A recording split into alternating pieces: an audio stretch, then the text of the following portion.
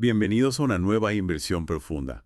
Hoy nos adentramos en el mundo de Neville Goddard. Uf, un personaje fascinante. Sé que lo es. Figura clave en el nuevo pensamiento y el misticismo. Exacto. Y bueno, tú me has pasado algunos fragmentos de una de sus conferencias.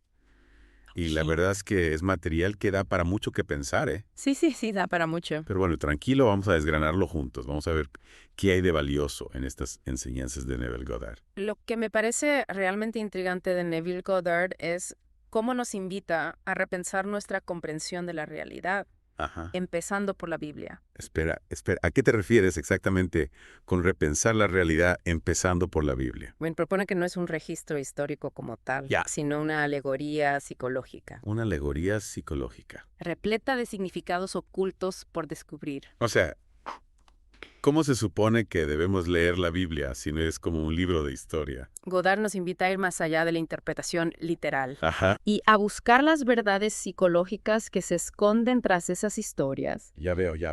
Él lo compara con la forma en que digerimos los alimentos. Vale. Extraemos el germen de vida y descartamos la cáscara innecesaria. Vale, entiendo la analogía, pero ¿puedo dar un ejemplo concreto? Claro. ¿Qué tipo de verdad psicológica podríamos encontrar, por ejemplo, en el Génesis? Por ejemplo, tomemos la historia de Adán y Eva. Ajá, la primera pareja. En lugar de interpretarla literalmente como la creación del primer hombre y la primera mujer, Ya, Godard la ve como una representación de la conciencia humana. de la conciencia humana. Adán simboliza la mente consciente Ajá. y Eva representa la mente subconsciente. O sea que no es una pareja real, No. más bien como una metáfora Exacto. de lo que ocurre dentro de nosotros. La serpiente, por su parte, simboliza los sentidos Los sentidos. que nos tientan a experimentar el mundo material. Interesante. Entonces, la historia no trata de una pareja real en un jardín, sino de las fuerzas que operan en nuestra propia mente. Exacto. Y la expulsión del Edén. La expulsión del Edén no es un castigo divino, Ajá. sino la consecuencia natural de que la mente consciente se identifique con el mundo material Yeah. y se separe de su unidad con la mente subconsciente. Fascinante. Y si seguimos esta línea de pensamiento, ¿qué pasa con Dios? Ah. ¿Cómo encaja en esta interpretación psicológica de la Biblia? Aquí es donde la cosa se pone realmente interesante. A ver, Godard afirma Lo que- que Dios es la conciencia del hombre, su conciencia, su yo soy. wow, una declaración bastante audaz, ¿verdad? Bastante audaz. ¿Y cómo llega a esa conclusión? Bueno, ¿Simplemente lo afirma o lo argumenta de alguna manera? no se queda en la mera afirmación. A ver, Godard analiza el nombre hebreo de Dios, wow. mostrando cómo cada letra simboliza una faceta de la conciencia humana.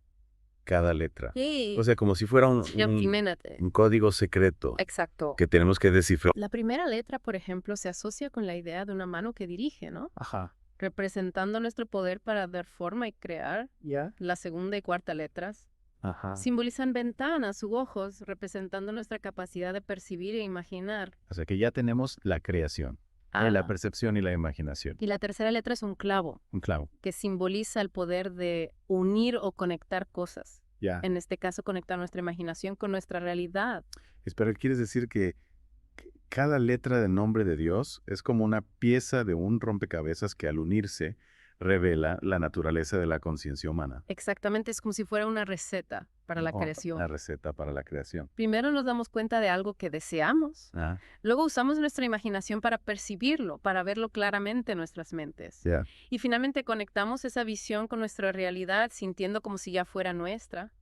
Entonces, según Godard, Dios no es un ser externo que nos juzga y castiga, sino la fuerza creativa que reside dentro de cada uno de nosotros. Exacto. Y al comprender esto, nos damos cuenta del increíble poder que tenemos para dar forma a nuestra propia realidad. Para dar forma a nuestra propia realidad. Esto me recuerda a la historia bíblica de Jacob luchando con un ángel. Buena historia. ¿Cómo interpretaría Godard esta historia desde un punto de vista psicológico? Godard diría que Jacob representa la parte de nosotros que desea el cambio, mientras que el ángel simboliza nuestro yo ideal. Nuestro yo ideal. La lucha surge de nuestra incredulidad y nuestra capacidad para convertirnos realmente en ese ideal. Es como si fuera una batalla interna que todos enfrentamos, ¿no? Sí. Tenemos estos deseos, estas visiones de quiénes queremos ser, Sí. pero luego luchamos con dudas y miedos que nos frenan. Cara, es una excelente manera de verlo. Sí. Fíjate que en la historia Jacob solo recibe una bendición después de perseverar en la lucha. Ah, Esto sugiere que nuestra persistencia, nuestra voluntad de lidiar con esas dudas y miedos es crucial para nuestra transformación. o sea que no debemos evitar la lucha, sino abrazarla como una oportunidad para crecer y evolucionar. Exactamente. La lucha nos pone a prueba, nos obliga a confrontar nuestras limitaciones y a descubrir nuestra fuerza interior.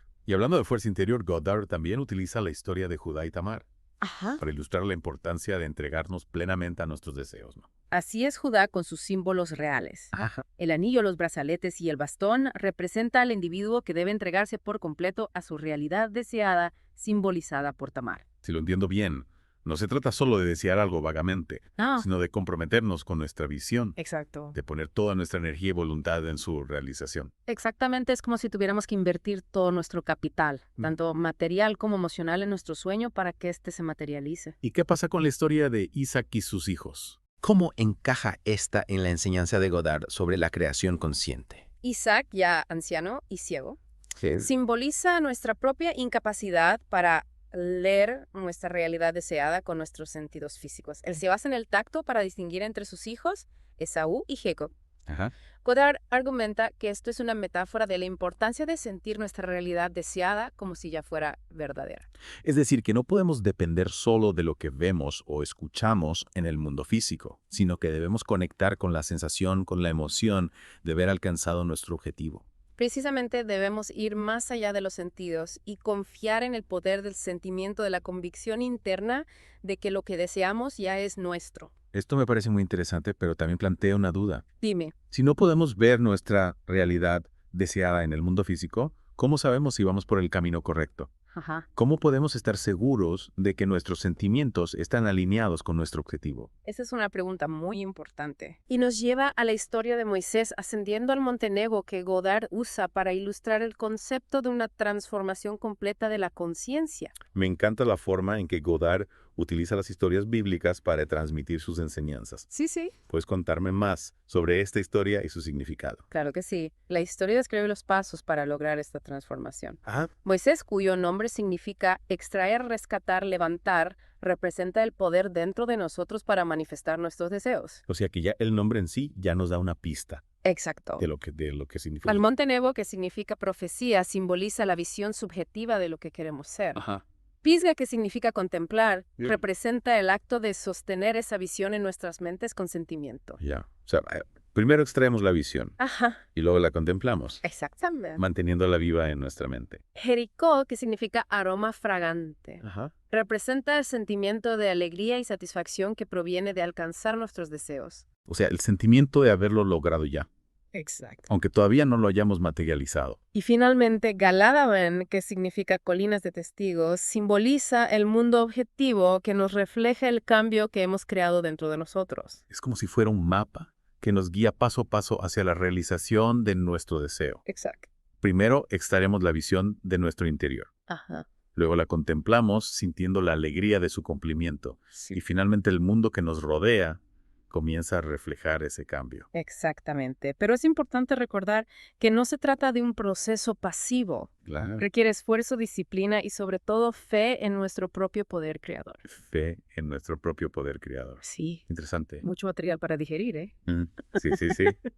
La verdad es que sí, pero bueno, iremos poco a poco Poco a poco. desgranando todas estas ideas de Neville Goddard. Me parece bien. De momento lo dejamos aquí. Vale. Y en la siguiente parte continuaremos explorando este fascinante mundo del nuevo pensamiento y el misticismo. Perfecto. Hasta la próxima. Hasta luego. Y lo que también me parece relevante de la historia de Jacob es como su nombre cambia a Israel después de la lucha. Ah, sí. Israel significa el que lucha con Dios, ¿no? Ajá, Lo que sugiere que esta batalla interna claro. es parte del proceso de transformación espiritual. Es decir, que no debemos evitar la lucha, sino abrazarla como una oportunidad para crecer y evolucionar. Exacto. La lucha nos pone a prueba, nos obliga a confrontar nuestras limitaciones y descubrir nuestra fuerza interior. Y hablando de fuerza interior, Sí, Goddard también utiliza la historia de Judá y Tamar claro. para ilustrar la importancia de entregarnos plenamente a nuestros deseos, ¿no? Así es, Judá, con sus símbolos reales. El anillo, los brazaletes y el bastón representa al individuo que debe entregarse por completo a su realidad deseada, Ajá. simbolizada por Tamar, Si lo entiendo bien, no se trata solo de desear algo vagamente, No. sino de comprometernos con nuestra visión, Exacto. de poner toda nuestra energía y voluntad en su realización. Exactamente, es como si tuviéramos que invertir todo nuestro capital, tanto material como emocional, en nuestro sueño para que éste se materialice. ¿Y qué pasa con la historia de Isaac y sus hijos? Buena pregunta. ¿Cómo encaja esta en la enseñanza de Godard sobre la creación consciente? Isaac, ya anciano y ciego, simboliza nuestra propia incapacidad para ver nuestra realidad deseada con nuestros sentidos físicos. Claro. Él se basa en el tacto para distinguir entre sus hijos, Esaú y Jacob. Godard argumenta que esto es una metáfora de la importancia de sentir nuestra realidad deseada como si ya fuera verdadera. Es decir, que no podemos depender solo de lo que vemos o escuchamos en el mundo físico, No, sino que debemos conectar con la sensación, con la emoción de haber alcanzado nuestro objetivo. precisamente debemos ir más allá de los sentidos y confiar en el poder del sentimiento, de la convicción interna de que lo que deseamos ya es nuestro. Esto me parece muy interesante, pero también plantea una duda. Dímálame. ¿Cómo sabemos si vamos por el camino correcto? ¿Cómo podemos estar seguros de que nuestros sentimientos están alineados con nuestro objetivo? Esa es una pregunta muy importante y nos lleva a la historia de Moisés ascendiendo al Monte Nebo, Sí. que Godard usa para ilustrar el concepto de una transformación completa de la conciencia. Me encanta la forma en que Godard utiliza las historias bíblicas para transmitir sus enseñanzas. Sí, a mí también. ¿Puedes contarme más sobre esta historia y su significado? Claro que sí, la historia describe los pasos para lograr esta transformación. Ajá. Moisés, cuyo nombre significa extraer, rescatar, levantar, representa el poder dentro de nosotros para manifestar nuestros deseos. O sea que el nombre en sí ya nos da una pista Exacto. de lo que significa. El Monte Nebo, que significa profecía, simboliza la visión subjetiva de lo que queremos ser.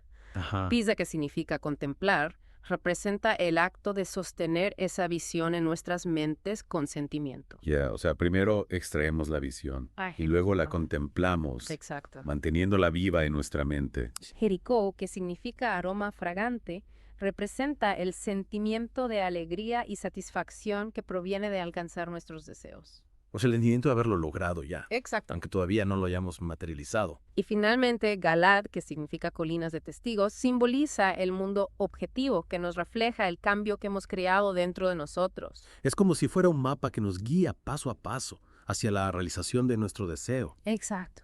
Primero extraemos la visión de nuestro interior, Ajá. luego la contemplamos sintiendo la alegría de su cumplimiento. Sí. Y finalmente el mundo que nos rodea comienza a reflejar ese cambio. Exactamente. Pero es importante recordar que no se trata de un proceso pasivo. Claro. Requiere esfuerzo, disciplina y sobre todo fe en nuestro propio poder creador. Fe en nuestro propio poder creador. Interesante. Hemos recorrido un largo camino en esta inmersión explorando la interpretación psicológica de la Biblia, según Neville Goddard, Sí. el poder de la conciencia, esa transformación que propone Ajá. a través de las historias bíblicas. Un viaje fascinante. Sí, pero aún queda una pregunta en el aire. ¿Cómo se traduce todo esto a la vida real? Buena pregunta. Tenemos ejemplos concretos de personas que hayan aplicado estas enseñanzas y hayan visto resultados. Lo inspirador de la obra de Godard es que no se queda en la teoría. Claro. Innumerables personas han compartido historias de cómo aplicaron sus principios y experimentaron transformaciones increíbles en sus vidas.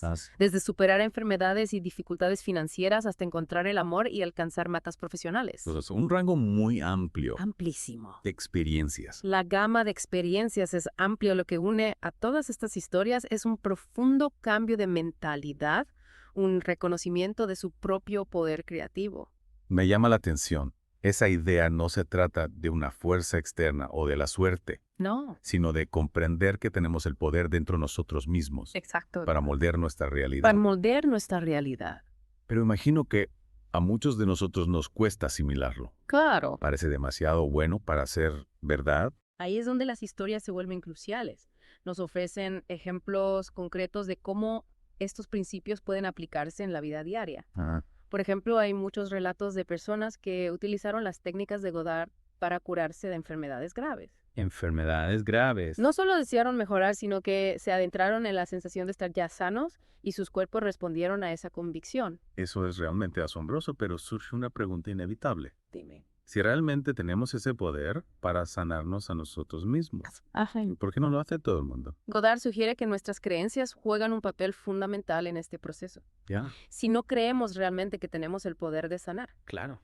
es poco probable que veamos resultados. Se trata de cambiar nuestra mentalidad, de pasar de la impotencia a la autodeterminación. Entonces se trata de reconfigurar nuestro pensamiento, de desafiar esas creencias arraigadas Exacto. que nos dicen que estamos limitados o que no tenemos poder sobre nuestras circunstancias. Exacto. Y eso requiere un esfuerzo consciente. Se trata de tomar conciencia de esas creencias limitantes y elegir activamente reemplazarlas por otras más empoderadoras. Entiendo, debemos ser conscientes de las historias que nos contamos a nosotros mismos, Claro. tanto consciente como inconscientemente. Claro. Pero ¿cómo se logra ese cambio? Claro. Una cosa es comprender estos conceptos intelectualmente Sí. y otra muy distinta es integrarlos en nuestra experiencia. Ahí es donde entra en juego la práctica Goddard. Insiste en la importancia de una aplicación constante. Se trata de utilizar sus técnicas con regularidad, de entrenar nuestra mente para operar desde un nuevo paradigma. Ya. Y no se trata solo de meditación o visualización, sino de vivir desde esta nueva comprensión en todos los aspectos de nuestra vida. Es decir, no basta con hablar de ello, hay que llevarlo a la práctica. Exacto. Debemos alinear nuestras acciones y decisiones con esa nueva creencia en nuestro poder creativo. Precisamente ahí es donde ocurre la verdadera transformación. No se trata solo de manifestar cosas específicas, sino de convertirnos en la persona que atrae naturalmente esas cosas a su vida. No, es un enfoque de adentro hacia afuera. Sí, Cambiamos nuestro mundo interior y nuestro mundo exterior refleja ese cambio. exacto. Y eso nos lleva de vuelta a la historia de Moisés ascendiendo al Monte Nebo que mencionábamos antes. ¿Recuerdas cómo Goddard usa esa historia para ilustrar el concepto de una transformación completa de la conciencia? Si se trata de pasar de un estado de carencia y limitación a un estado de abundancia y posibilidad, Y ese cambio no ocurre de la noche a la mañana, es un viaje, un proceso de crecimiento y expansión continuos. entonces no se trata de alcanzar un punto final o un estado de ser perfecto. Se trata de abrazar el viaje y esforzarnos continuamente por estar más alineados con nuestra verdadera naturaleza como creadores. Exactamente. Y eso es lo que hace que este trabajo sea tan apasionante. Sí. Siempre hay más por descubrir más, por explorar más, por crear. Ha sido una inmersión increíble en las enseñanzas de Neville Goddard. Hemos explorado su singular interpretación de la Biblia. El poder de la conciencia, sus técnicas específicas para cambiar la realidad, incluso ejemplos reales de personas que han transformado sus vidas utilizando sus principios. Es mucho material. Es mucho para asimilar, pero creo que la clave está en esto. No estamos limitados por nuestras circunstancias o experiencias pasadas. Tenemos el poder dentro de nosotros mismos para crear las vidas que deseamos. Si conectamos esto con una visión más amplia, nos desafía a replantearnos todo lo que nos han enseñado sobre cómo funciona el mundo. ¿Qué pasaría si realmente fuéramos los arquitectos de nuestra propia realidad? Y si nuestros pensamientos y sentimientos tuvieran el poder de moldear nuestras experiencias. Es una idea radical, pero que abre un abanico infinito de posibilidades. Esa es una reflexión poderosa para dejar a nuestros oyentes. Si realmente abrazas la idea de que eres el creador de tu realidad, ¿qué sueños imposibles te atreverías a perseguir? ¿Cómo cambiaría tu vida si vivieras como si cada uno de tus pensamientos y sentimientos fuera una pincelada en el lienzo de tu destino? Mantén esas preguntas en mente mientras continúas explorando las enseñanzas de Neville Goddard y experimentando con estos principios en tu propia vida. Hasta la próxima y que sigan las inmersiones profundas.